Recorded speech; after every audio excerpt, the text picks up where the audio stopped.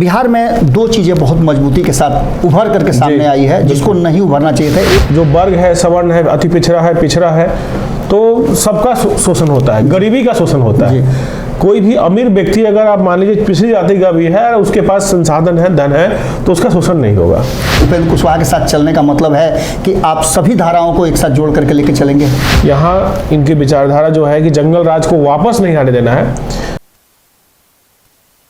नमस्कार, ये आपका भारत लाइव है और मुझे तो आप जानते ही होंगे, लेकिन मेरे बगल में जो शख्स बैठे हैं उन्हें भी आप अच्छी तरह से जानते होंगे, किसी परिचय के मोहताज नहीं हैं। बिहार को बहुत कुछ इन्होंने दिया है और आगे और देने की यात्रा में निकल चुके हैं।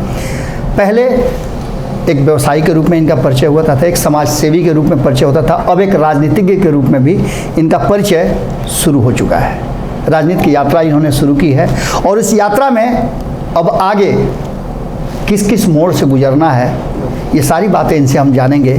लेकिन इससे पहले जानेंगे कि नरेंद्र कुमार जी, नमस्कार। जब RLJD नई पार्टी बनी, उसमें क्या देखा इन्होंने कि राजनीतिक रूप से उस पार्टी से जुड़े? सबसे पहले तो शुरुआत यहीं से होनी चाहिए। तो सबसे पहले तो ये जानना जरूरी है कि आप एक व्यवसायी हैं, समाज सेवा आप करते रहे हैं। कई ऐसी तस्वीरें मेरे सामने से गुजरी हैं। लॉकडाउन में आप भी अच्छा काम कर रहे थे, मेरे द्वारा भी बहुत सारे काम हो रहे थे, तो हम लोगों की आपस में ट्यूनिंग बनती रही और इस तरह की चीजें होती रही। लेकिन इन सबको छोड़ करके राजनीति में आप आए और वो भी आप एक नई पार्टी बनी हो, उसमें जुड़ने का क्या मतलब था?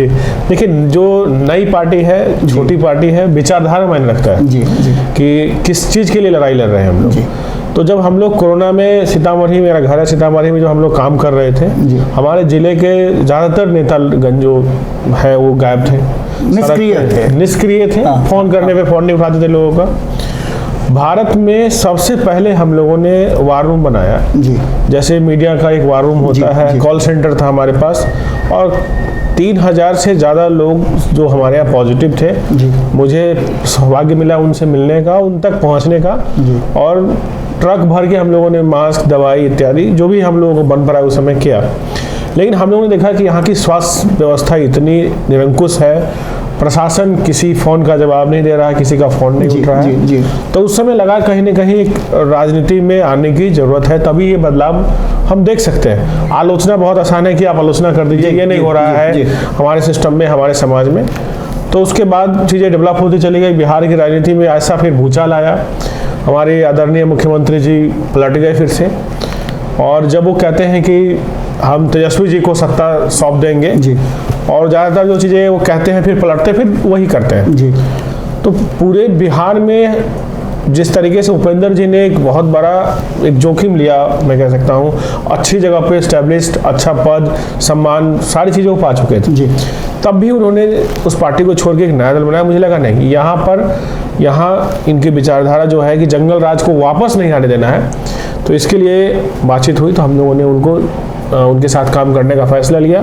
शिक्षित व्यक्ति हैं और बिहार में शिक्षित राजनीतिज्ञ की ज़रूरत है और एक अनुभवी राजनीति की जरूरत है, जो हम सबको सिखाए, हम सबको बताए कि क्या करना है, ताकि बिहार वापस 2005 से पहले के हालत में न पहुंचे और बिहार को एक शिक्षित नेतृत्व मिले। इसके लिए हम नरेंद्र जी, एक बहुत बड़ी बात है कि राजनीति में जो लोग आते हैं उनके लिए पद, प्रतिष्ठा, चुनाव लड़ने वगैरह वगैरह चीज़ों से जोड़कर देखा जाता है। आप समाज सेवा से राजनीति में आए हैं, आपका भी मकसद तो जरूर होगा कि आप राजनीति में आए, पद प्रतिष्ठा को मिले।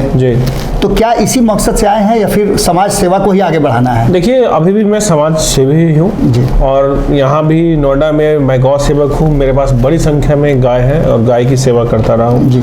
काम धंधा भी अपना चल रहा होता है। तो किसी भी रूप में आप समाज की सेवा कर सकते हैं और वो सही में सेवा होनी चाहिए। राजनीति में जो आपने कहा चुनाव लड़ना, ये एक प्रक्रिया है। एक समय के बाद आप उस प्रक्रिया में शामिल हो जाते हैं और अगर मुख्य धारा में आप नहीं आइएगा तो फिर करने में भी आप नहीं बनेगा।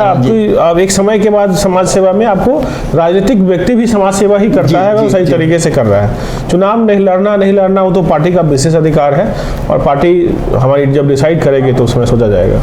आपसे जो हमारी ऑफलाइन बातचीत हो रही थी, तो आपने युवाओं को लेकर के बहुत सारी बातें कही। आपने कहा कि बिहार में जो स्थिति है पिछले 17-18 सालों से जो सरकार है, चाहे जिसके साथ भी रहे हो, मुखिया तो नीतीश कुमार ही रहे हैं, बिहार में दो चीज़ें बहुत मजबूती के साथ उभर करके सामने आई है, जिसको नहीं उभरना चाहिए था। एक तो बेरोजगारी और दूसरा पलायन। बिल्कुल। दिल्ली में आप रहते हैं, कई लोगों को आपने रोजगार भी दिया। बिल्कुल। आप इस चीज़ को कैसे देखते हैं, और इसमें अगर आप एक युवा के नाते अगर परिवर्तन करना चाहें तो किस तरह से परिवर्तन? देखिए, युवा को पिछले 17-18 साल नहीं, पिछले 32 से 35 सालों से दो ही परिवार के बीच में सरकार है, नीतीश जी की और लालू जी की परिवार है जो अब चला रही है। परिवार में इसलिए बोलूँगा कि अब वो अपने भतीजे को सत्ता देने की बात करते हैं, अन्यथा वो परिवार की बात कभी करते नहीं थे। और जिस तरीके की बिहार की शिक्षा व्यवस्था को खराब कर दिया गया है जानबूझ करके मैं इसलिए बोलूँगा चैनल के माध्यम से कि अगर शिक्षा व्यवस्था सही हो, आदमी शिक्षित हो तो उसको रोजगार मिल जाएगा। जब रोजगार मिल जाएगा तो बच्चों को पढ़ाएगा अच्छे स्कूल में, बढ़िया पढ़ाई होगी, और वो सरकारी स्कूल में निश्चित तौर पर नहीं भेजेगा। तो सरकारी स्कूल को भी खराब रखा गया है और आपको शिक्षा सिर्फ डिग्री के लिए दिया गया है। बिहार के ज़्यादातर कॉलेज नहीं खुलते हैं, ग्रेजुएट की डिग्री ऐसे मिल जाती है। आप किसी भी राज्य में चले जाइए, बिहार इतनी बदतर हालत नहीं है। ग्रेजुएट का मतलब है 70-75% आपको अटेंडेंस देना पड़ेगा। और जो हमारे युवा निकलते हैं पढ़ के, उनको कोई टेक्निकल नॉलेज नहीं होता है, बेचारे वो सभी फैक्ट्री में या छोटी मोटी नौकरी करने को बेबस है, या सरकारी नौकरी के झांसे में, आरक्षण के झांसे में उनको अपनी ज़िंदगी में संघर्ष करते रहना पड़ता है।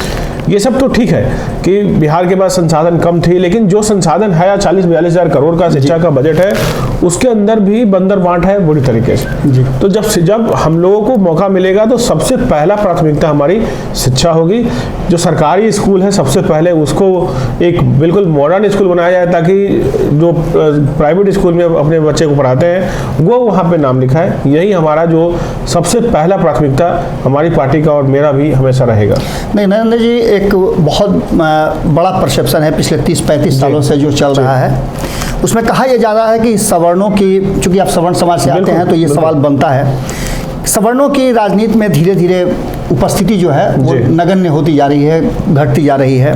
आप सवर्ण समाज से आते हैं, उपेंद्र कुशवाहा जो कि लौकुश के लीडर हैं, आप अपना स्थान और अपने समाज का स्थान इसमें कहाँ देखते हैं?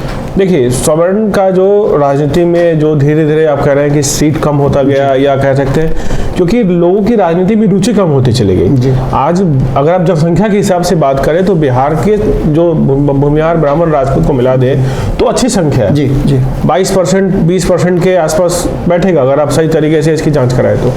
और सबसे बड़ी बात है कि ये वर्ग ऐसा है जो बिना आरक्षण के भी अपनी प्रशासनिक सेवा हो या शिक्षा की सेवा हो या बाहर विदेशों में हो काम करता रहा। लेकिन सिर्फ इससे काम नहीं चलेगा, जो लोग सक्षम है वो बिहार में वापस है, बिहार की धरती का जो कर्ज उनके ऊपर है उसके लिए कुछ काम करें। जिस दिन ये परंपरा शुरू हो गई, सवर्ण का स्थान अपने आप राजनीति में बन जाएगा। और जब मैंने काम करना शुरू किया, मेरे पास हर राजनीतिक दल से ऑफर था कि आप हमारे यहाँ ज्वाइन कीजिए, हमारे यहाँ ज्वाइन कीजिए।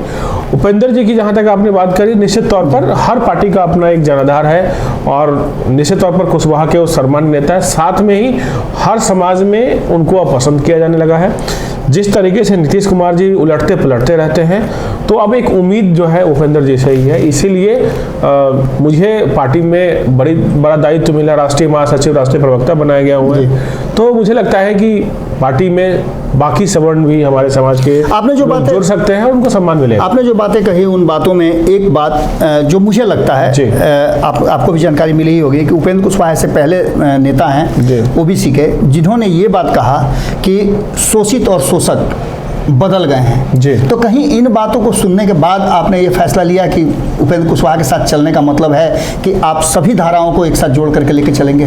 देखिए उपेंद्र कुशवाहा जी पहले तो बहुत अच्छे व्यक्ति हैं, पढ़े लिखे हैं और हमेशा संघर्ष को उन्होंने चुना है। देखिए, हमेशा रूलर तो चेंज होता ही है लेकिन रूलर की जो आइडियोलॉजी है, जो विचारधारा है, परिवारवाद है सत्ता में, जब तक वो कायम रहेगा और जहाँ तक जो वर्ग है, सवर्ण है, अति पिछड़ा है तो सबका शोषण होता है, गरीबी का शोषण होता है। कोई भी अमीर व्यक्ति अगर आप मान लीजिए पिछड़ी जाति का भी है, उसके पास संसाधन है, धन है, तो उसका शोषण नहीं होगा। धन नहीं है तो शोषण होगा। आपकी पार्टी लगातार नरेंद्र मोदी के आइडियोलॉजी को लेकर के चल रही है। निश्चित रूप से बिहार की जनता और खास करके आपके क्षेत्र की जनता, जिनके साथ आप बहुत ज़मीनी जुड़ाव में रखे हुए हैं, उनको इस बात का निश्चित रूप से वो जानना चाहते होंगे कि आप लोगों की फाइनल सब कुछ हो गई है, आप लोग एनडीए के पार्ट बनकर के चुनाव लड़ेंगे?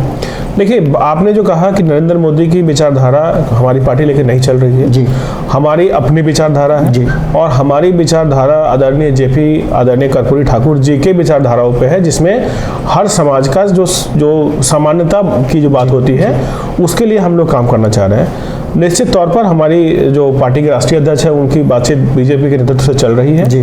तो जब सही वक्त आएगा तो संभवतः गठबंधन का जो है ऐलान किया जाएगा, लेकिन अभी बातचीत का दौर है और थोड़ा इंतजार करना पड़ेगा हम सबको, और जब ये कंक्लूड हो जाएगा तो होगा। लेकिन मुद्दा यह है कि हमें एक विचारधारा के साथ जो हम लोग लड़ रहे हैं वो है परिवारवाद और वो है जंगल राज बिहार के लिए, और इसके लिए जिस दल से उपयुक्त दल से गठबंधन की जरूरत पड़ेगी, जिस विचारधारा को सपोर्ट करने की जरूरत पड़ेगी, हमारी पार्टी सपोर्ट करेगी। इसके लिए पार्टी का जो पार्लियामेंट्री बोर्ड होता है, अपना टीम है, सब लोग मिलकर फैसला लेंगे इसके ऊपर। एक बड़ी महत्वपूर्ण प्रश्न है और इसी प्रश्न के साथ हम आज इस सेशन को क्लोज भी करेंगे जी, क्योंकि ये प्रश्न बड़ा महत्वपूर्ण है जी। आप राजनीति से जुड़े, हर कोई राजनीति में आता है तो पिछली सरकारों की जो है कमियां हैं उसको उजागर करता है, उन सरकार के नाकामियों को दिखाता है। नाकामी को दिखाना और उन नाकामियों को दूर करना, ये दो अलग अलग बातें हैं जी। आप एक व्यवसायी भी रहे हैं जी, समाज सेवा भी किया है, अब आप एक राजनीतिज्ञ भी हैं। बिहार में जो चीज़ें हैं जिसकी चर्चा हम लोग शुरू में कर रहे थे, पलायन की और रोजगार की, क्या कमी है और कैसे इसको दूर किया जा सकता है? देखिए, आलोचना तब होता है जब आप काम ज़्यादा करते हैं या काम बिल्कुल नहीं करते हैं। हमारी वर्तमान सरकार में कुछ समय तक 2010 से 12-13 तक देखेंगे तो अच्छा काम हो रहा था, क्योंकि एक दबाव था जब भारतीय जनता पार्टी का गठबंधन होता था इनके साथ। जैसे ही वो जंगल राज आरजेडी के साथ गठबंधन हुआ, तब से दबाव वो खत्म हो गया है और जो बिहार में अपराधी तत्व है उनका मनोबल बढ़ा उसके बाद जी। तो ये मनोबल बढ़ने के बाद क्या होती है कि बिहार में उद्योग नहीं लगा पा रहे हैं लोग। आज बिहार में बेरोजगारी इसीलिए है, उद्योग की जो नीति है नीतीश कुमार जी की, कई बार जब मैं समाज सेवा में था और शाहनवाज हुसैन उसमें उद्योग मंत्री थे, काफ़ी प्रयास देखे गए और काफ़ी उद्योग भी लगा, इथेनॉल का प्लांट लगा और भी स्टार्टअप की स्कीम थी जी।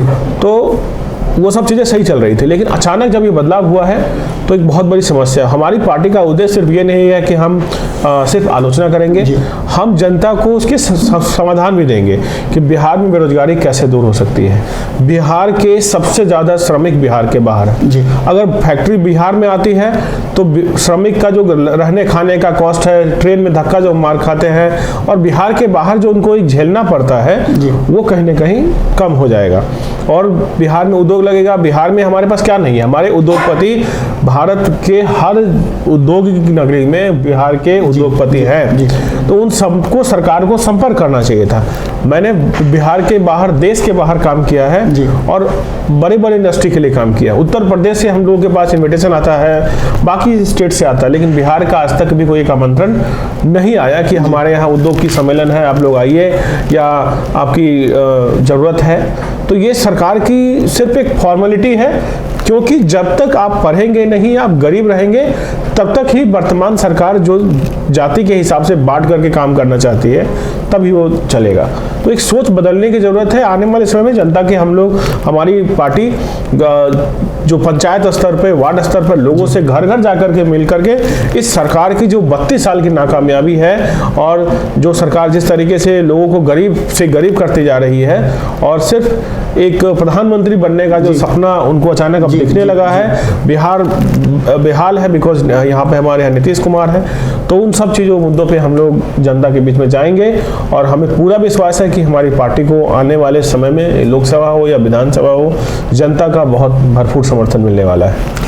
तो ये नरेंद्र कुमार जी थे, जो नई पार्टी बनी है, उपेंद्र कुशवाहा ने बनाई है, उस पार्टी के काफ़ी अहम हिस्सा हैं। इनसे आज के सेशन में बहुत छोटी बातें हम लोगों ने की, बहुत कम समय आप लिया, बहुत सारे तीखे सवाल नहीं हो पाए क्योंकि इनके लिए भी ये पहला सेशन था। और इसके बाद अगर आपको लगता हो कि इनसे कुछ तीखे सवाल पूछने हैं और इसके साथ साथ बिहार में क्या बदलाव होने चाहिए, तो इन सारे मुद्दों का आप ज़रूर कमेंट बॉक्स में सवाल रखिएगा। हम जल्दी ही इनसे दूसरी मुलाकात करेंगे और उन मुद्दों पर भी बात करेंगे। लेकिन एक बात तो तय है कि अब उपेंद्र कुशवाहा के साथ लोग जुड़ने लगे हैं और इस जुड़ाव के साथ साथ एक परिवर्तन के सपना भी देखने लगे हैं। बिहार कहाँ तक साथ देता है ये तो 2024 और 25 के चुनाव में पता चलेगा, लेकिन इस तरह के लोगों का जुड़ना कहीं ना कहीं युवाओं के लिए मनोबल बढ़ाने वाला है और हम चाहेंगे कि जो बातें इन्होंने की उन बातों पर अमल भी करें। मॉनिटरिंग हमारी भी जारी रहेगी। बहुत बहुत धन्यवाद। बहुत धन्यवाद।